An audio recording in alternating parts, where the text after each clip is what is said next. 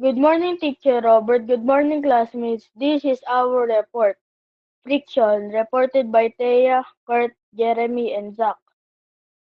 What is friction? Friction is what makes things slow down or stop when they move across a surface.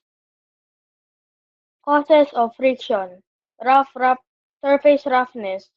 Rough surfaces create more friction. Applied force. The force used to push, pull, or slide an object. Material interaction. Different materials have different friction levels. I will now pass the report to Jeremy.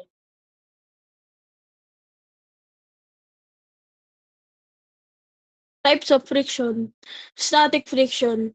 The force that keeps an object from moving when it's not moving yet. Example, rubbing both hands together. When our hands rub against each other, uh, the friction between our hands create heat.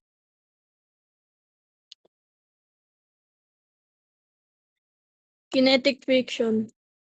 The force that slows down something that is already moving. Example of kinetic friction is when you slide down a playground slide. As you move, the surface of the slide rubs against your clothes, slowing you down a little. I will now pass the report to Thea.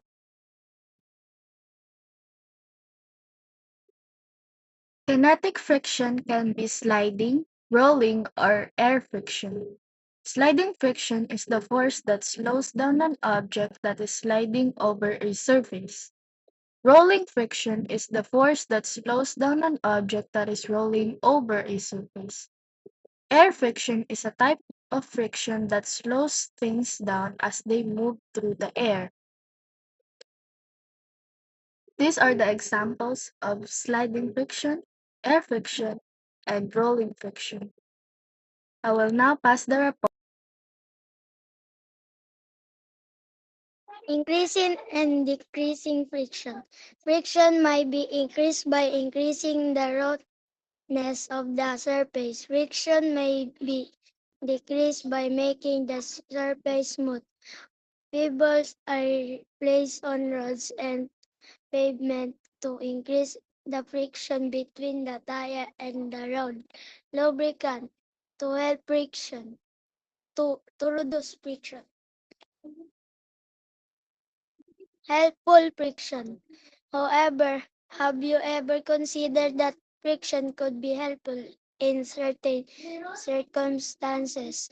Example, car tire on the roads need friction to allow the car to stop when necessary.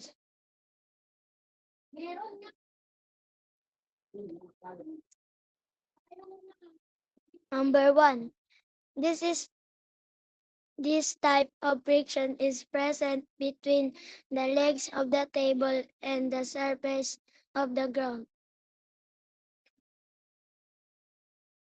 What is static friction?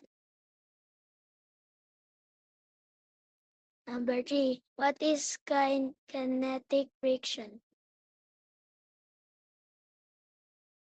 Number four, this kind of friction is weaker than sliding friction and static friction. What does friction create when there is too much friction? Verse identification. Number six, what does friction produce? Number seven, what does friction generate?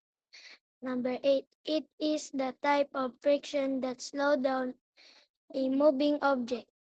Number nine, it is the type of friction that keeps object at rest. Number 10, it is a kind of friction affected by the surface area of an object.